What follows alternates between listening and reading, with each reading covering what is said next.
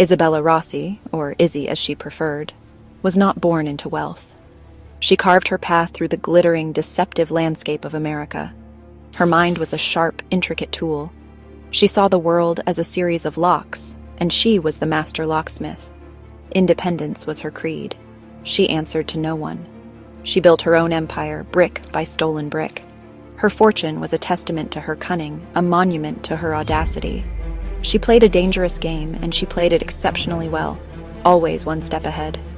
Her targets were always the same: wealthy businessmen, men who thought they owned the world, men blinded by their own arrogance. Izzy found their vulnerabilities. She exploited their greed. She wove intricate webs of deceit, so subtle, so perfectly crafted. They never saw her coming. They saw what she wanted them to see: a damsel in distress, a brilliant investment opportunity, a kindred spirit. She was a chameleon, changing her colors to match their desires, their expectations, their deepest unspoken needs. The thrill was intoxicating. It was more than just the money.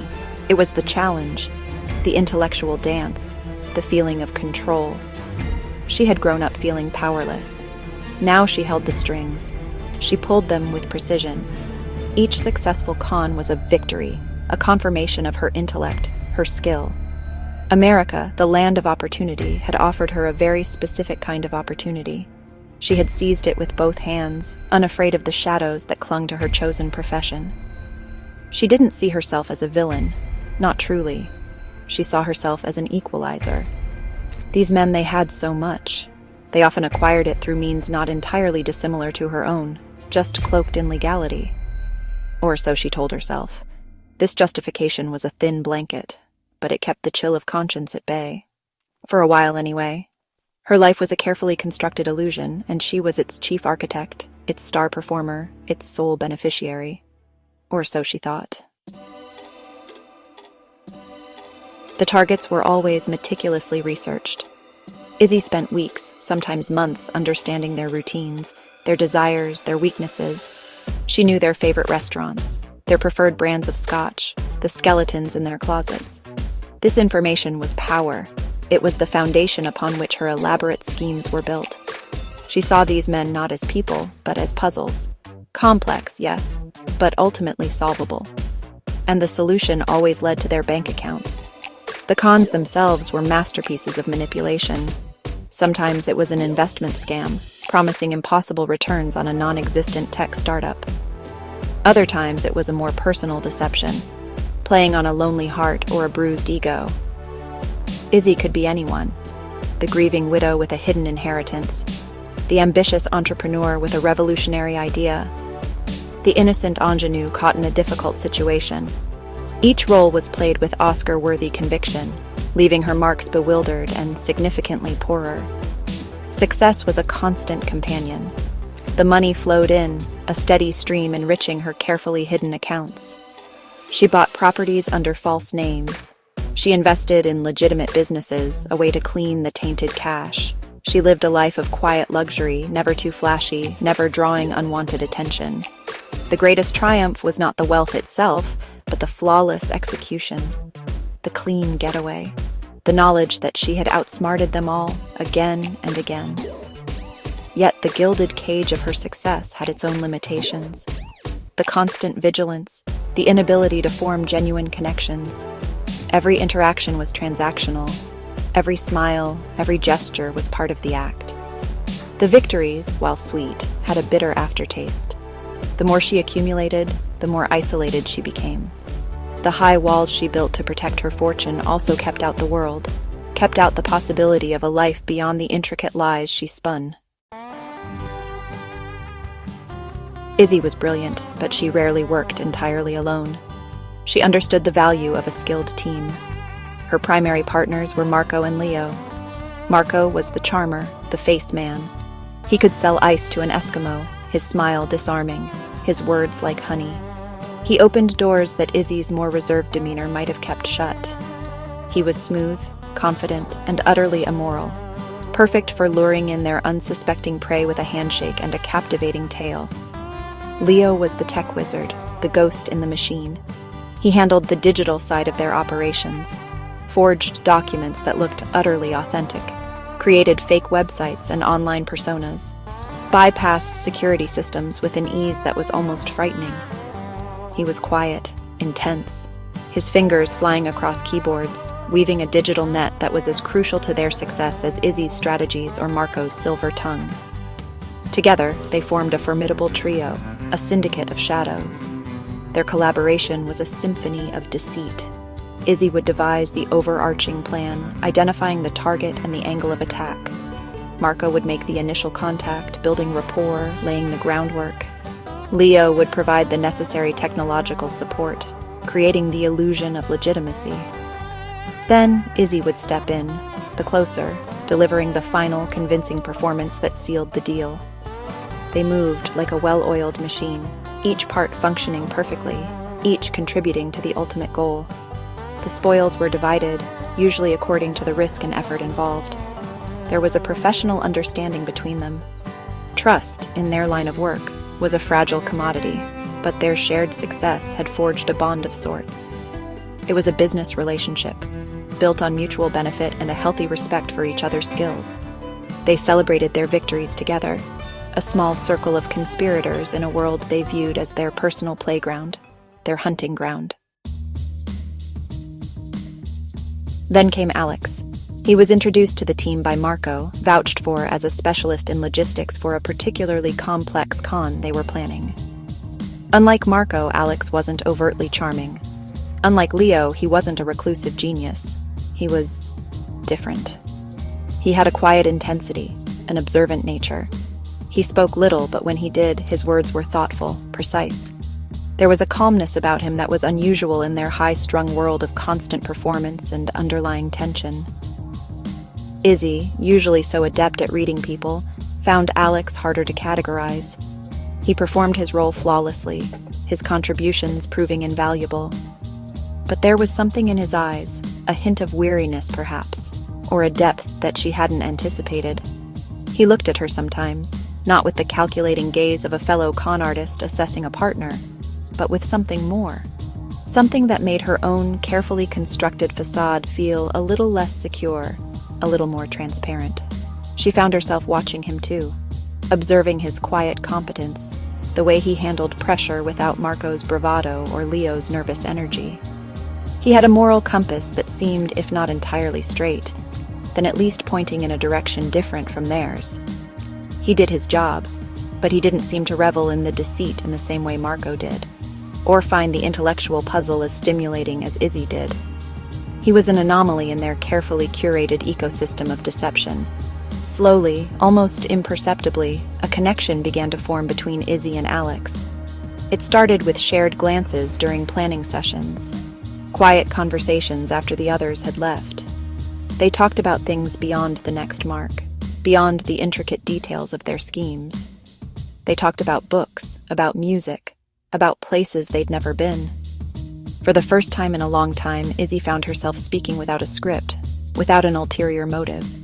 It was a dangerous, exhilarating feeling. Section 5. Whispers of Doubt. The cracks begin to show. The more time Izzy spent with Alex, the louder the whispers of doubt became in her mind. The fortune she had amassed, once a symbol of her triumph, began to feel like a heavy weight. Each dollar was tainted, a reminder of a life built on lies. The thrill of the con, once so potent, started to fade, replaced by a growing sense of emptiness. What was it all for?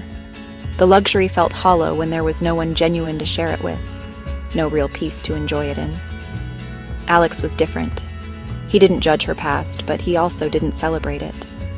He saw the intelligence, the capability, but he also seemed to see the person beneath the con artist persona. He spoke of a simpler life, of using one's talents for something constructive, something real. His words, never preachy, never accusatory, resonated with a part of Izzy she thought had long since died, the part that yearned for authenticity, for a connection not based on manipulation. She started making mistakes, small ones at first, a moment of hesitation, a flicker of unease that a target might have noticed. Her concentration, once laser-focused, was now divided. Part of her was still the consummate professional, executing the plan. But another part was increasingly distracted, her thoughts drifting to Alex, to the possibility of a different future. The intricate machinery of her deceptions began to show tiny, almost invisible cracks. The stolen riches no longer brought the same satisfaction. The adrenaline rush was tinged with a new kind of anxiety. It wasn't just the fear of getting caught anymore. It was the fear of becoming someone Alex couldn't respect, someone she herself was beginning to dislike. The internal conflict was a constant hum beneath the surface of her carefully maintained composure. The life she had so meticulously built was starting to feel like a prison of her own making. Section 6. The Unraveling Thread. A different kind of partnership.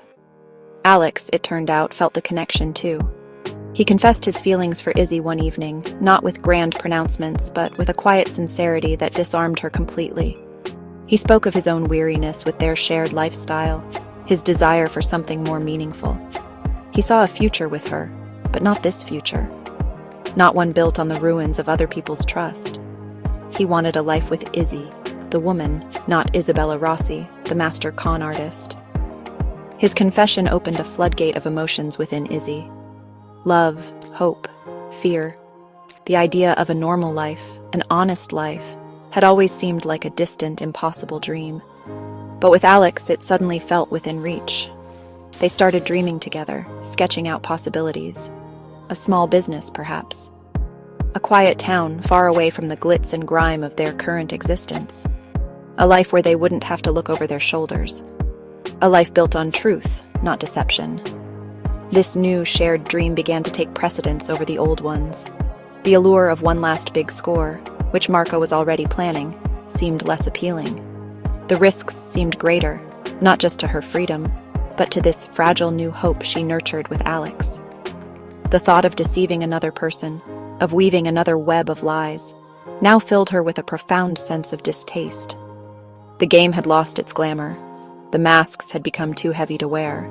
Their bond deepened. It was a partnership unlike any she had known. Not based on shared criminality, but on shared vulnerability, shared aspirations. Alex didn't want her to change who she was fundamentally, her intelligence, her strength. He just wanted her to redirect those qualities.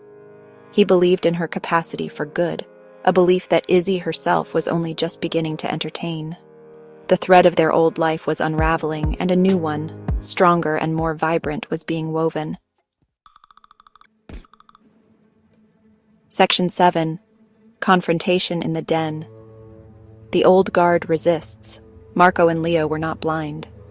They noticed the change in Izzy, her diminished enthusiasm for their work, her frequent quiet conversations with Alex, the subtle shift in her priorities.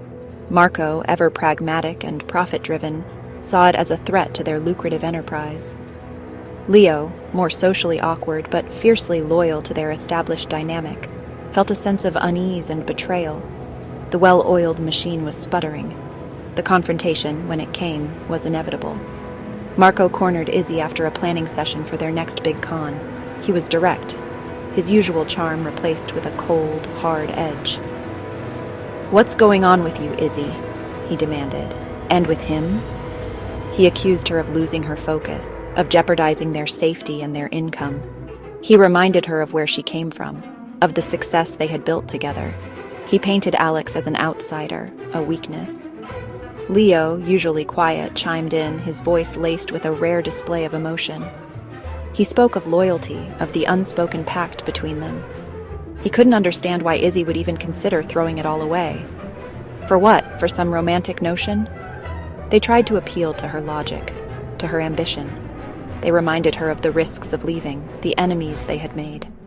They implied that walking away wouldn't be easy, that they wouldn't just let her dismantle their operation. Izzy listened, her expression unreadable. The pressure was immense. These were the people who had been her closest associates for years. They had shared dangers and reaped rewards together. There was a history, a twisted kind of camaraderie. But their words, meant to pull her back, only solidified her resolve. Their world, once her sanctuary of control, now felt like a suffocating trap. Their arguments about money and loyalty sounded hollow against the backdrop of her newfound hope with Alex. Section 8. The Weight of Choice. A Heart Divided. The confrontation left Izzy reeling. Marco's threats and Leo's disappointment weighed heavily on her. For years, this life, this team had been her everything. She had thrived on the intellectual challenge, the adrenaline, the sense of outsmarting the system. To turn her back on it felt like a betrayal of a part of herself, a part that had ensured her survival and her success. The life of a con artist was all she had known for so long. Her heart was a battleground. On one side, the familiar comfort of her old life, the financial security, the twisted loyalty of her partners. On the other, the terrifying, exhilarating prospect of a new life with Alex. A life of honesty, yes, but also a life of uncertainty. Could she truly change? Could she adapt to a world without the constant scheming, the intricate plays? The fear of the unknown was a powerful deterrent, whispering doubts in her ear. She thought about Alex, his unwavering belief in her, his gentle strength, the peace she felt when she was with him, a peace she had never experienced before. He wasn't asking her to be someone else, but to be the best version of herself. He offered a love that was pure, untainted by ulterior motives. This love was a beacon, cutting through the fog of her confusion. It was a chance for redemption, a chance for a happiness she hadn't dared to dream of. The decision, when it finally crystallized, was not easy, but it was clear. The gilded cage had lost its allure. The fortune felt like fool's gold. The thrill was gone, replaced by a deep yearning for something real. She realized that true independence wasn't about accumulating wealth or outwitting others. It was about the freedom to choose her own path, even if that path was uncertain and less glamorous. It was about the freedom to love and to be loved honestly. Section 9. A Declaration of Freedom Choosing Love's Path. Izzy arranged to meet Marco and Leo one last time, not in their usual shadowy haunts, but in a public place, a neutral ground. She needed to make her position clear, unequivocally. Alex was with her, a silent show of support, a testament to their united front. The air was thick with tension. Marco's eyes were cold, Leo's filled with a mixture of hurt and anger. They expected her to capitulate, to come back to her senses, to their world. She spoke calmly, her voice steady, devoid of the artifice that had characterized her for so long. "I'm done," she said, the words simple but carrying immense weight. "I'm leaving this life." She explained her decision, not as an apology, but as a statement of fact. She spoke of her love for Alex, of their shared desire for an honest existence. She made it clear that this was not a negotiation. It was a final declaration. Marco scoffed, then threatened. He spoke of consequences, of the impossibility of simply walking away. Leo pleaded, appealing to their past, to the bonds they had forged. But Izzy stood firm. The fear was still there, a faint tremor beneath her resolve. But it was overshadowed by a stronger emotion: hope. She knew there would be challenges. She knew their past might cast long shadows. But for the first time, she felt truly free. "I choose love," she stated, looking directly at Marco, then at Leo, her gaze unwavering. "I choose a different life, with Alex." She offered no compromises, no promises of one last job. She was turning her back on everything she had built, every lie she had told, every dollar she had stolen. With a final, resolute nod, she took Alex's hand. Together they turned and walked away, leaving behind the syndicate of shadows, stepping out of the gilded cage and into the uncertain, yet hopeful light of a new beginning.